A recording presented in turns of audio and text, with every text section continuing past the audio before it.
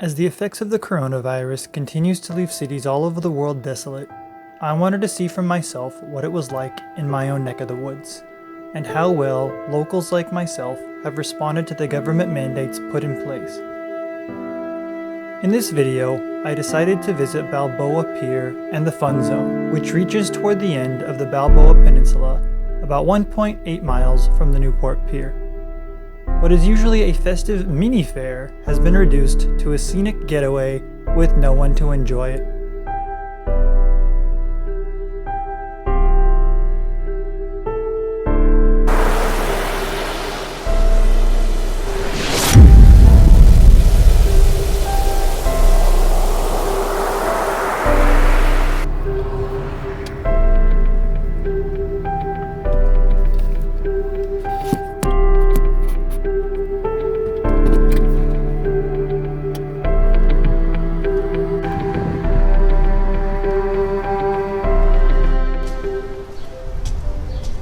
Interesting how things have like double meaning in this situation.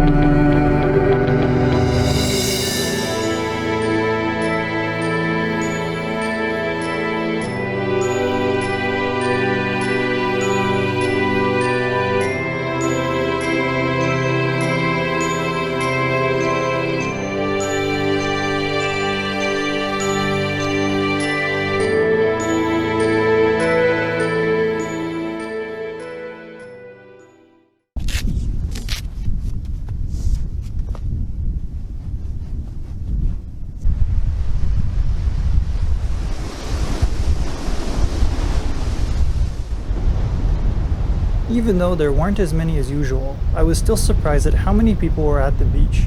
But seeing as this is a community with many residents, being able to step out and experience the beach for themselves must be very refreshing, and a good alternative to staying inside, as there are hardly any visitors or tourists to congest the area.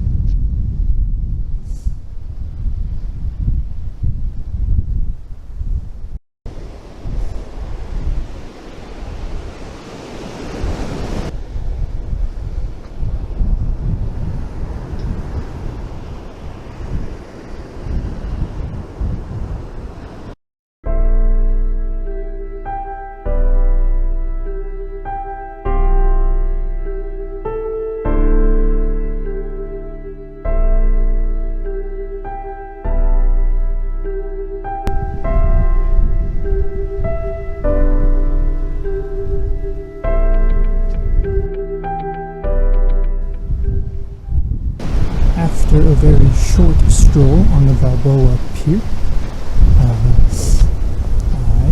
am now going over to see what the Fun Zone looks like. In 1905, the Balboa Pier was constructed, and it was partly meant, it was actually meant to coincide with the pavilion, which we will see coming up soon. I believe they have a train. I believe that's where the train ended, was at the pier, all up along the coast.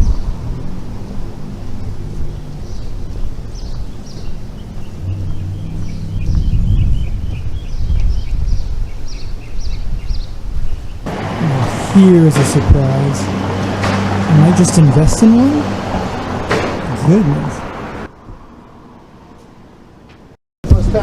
Oh, $45 for, oh, okay, not for one, okay, yeah. We've got a tax of 5 left. I think I'll... All the singles left.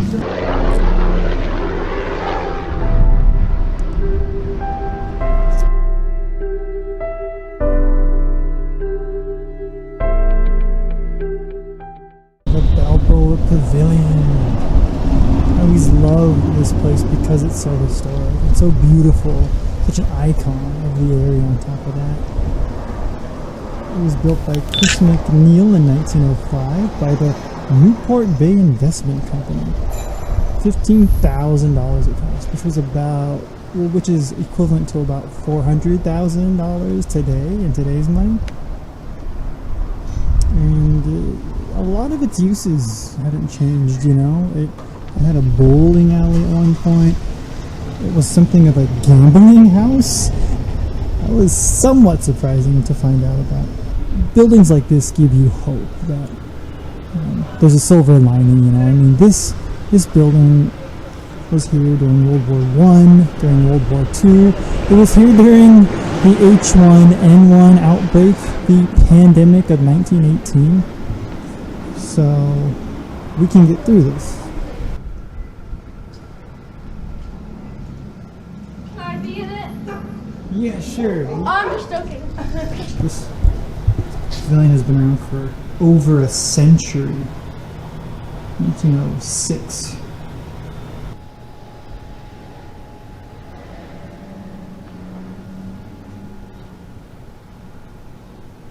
I've always loved this staircase.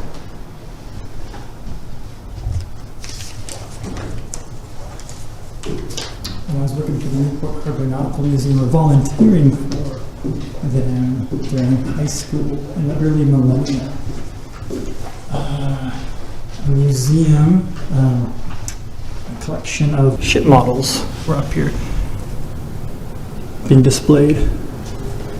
Could you imagine, like, this being your apartment, this being your house? What a view. If you could see the view. There we go. Wow. Not a bad place to be in quarantine during this time. Right up here with this view.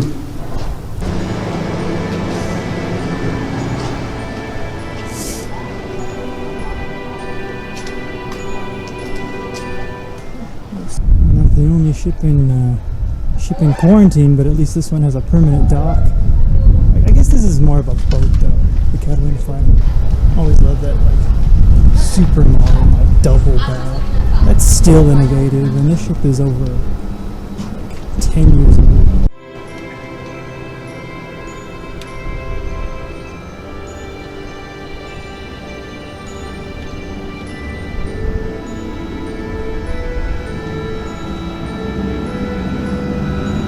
And I've never actually been up here before.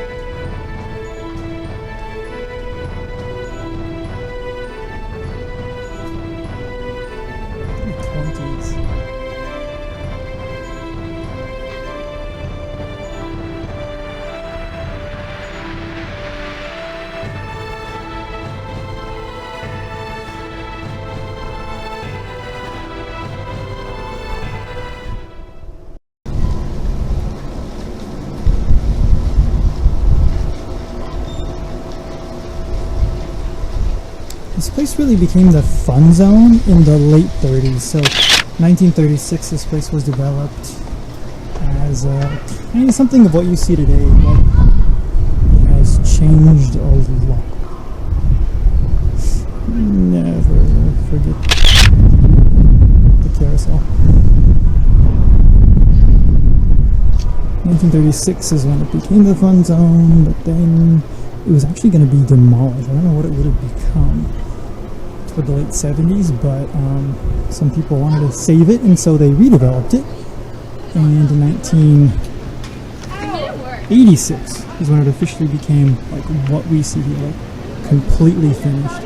And that Ferris wheel, what I understand, has been here since 36. It's just been been repurposed. So that's just the new spot, and it's probably a better spot, I think. It used to be like in here, which definitely looked different back then.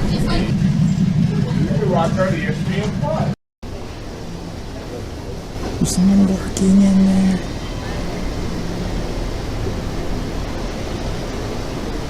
I read that a lot of traffic has been rearranged to avoid people clashing into each other, that kind of a thing, in the Newport Beach report. And so I wasn't sure if the ferry would actually be open or not. But yeah, it's open, alright. I think I'll be wise and not go on it, but it's available for people who really need it, that's for sure.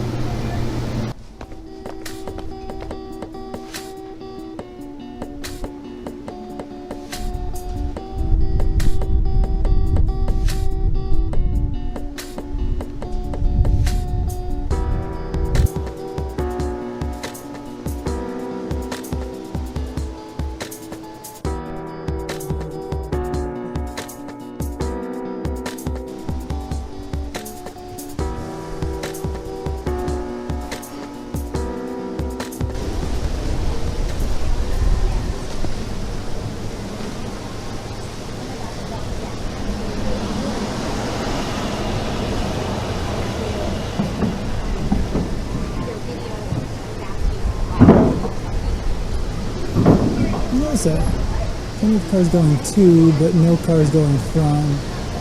Somewhere in the ruling, in the mandate, it talks about like no public parking within the island, only if you're a business or if you're a resident. There's also this only one direction policy around the island on the boardwalk.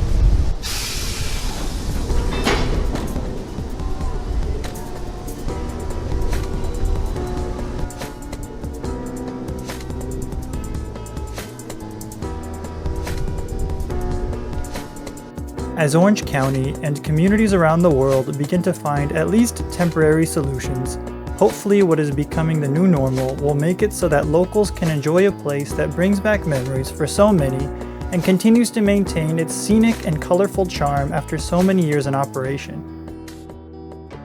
Soon we will be able to adapt and once again feel the soft warm sand massaging our toes while breathing in the salty sea air and listening to the crashing and cathartic sound of the waves right before us. Subscribe for more adventures as we explore and discover both the most hidden as well as the most iconic places in this eclectic place we live in called Orange County. Dang it! Dang it!